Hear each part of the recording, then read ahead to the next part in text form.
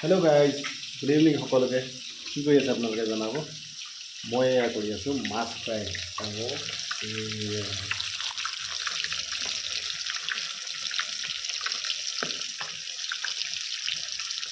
এয়া আছিলে মাছ, এয়া আমাৰ ৰৌ মাছ।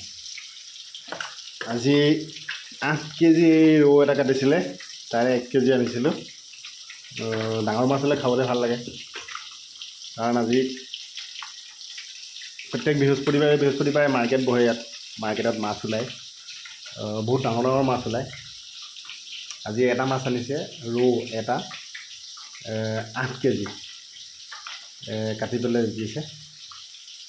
তাৰে আনিলোঁ এতিয়া 1 কেজি। এতিয়া বনাই আছোঁ, ফ্ৰাই কৰি আছোঁ, আৰু কিহৰ লগত বনোৱা হ'ব সেইটো পিছতহে ডিচাইড হ'ব। আগতে ফ্ৰাই কৰি লওঁ, তাৰপিছত চিন্তা কৰিম কিহৰ লগত বনাওঁ।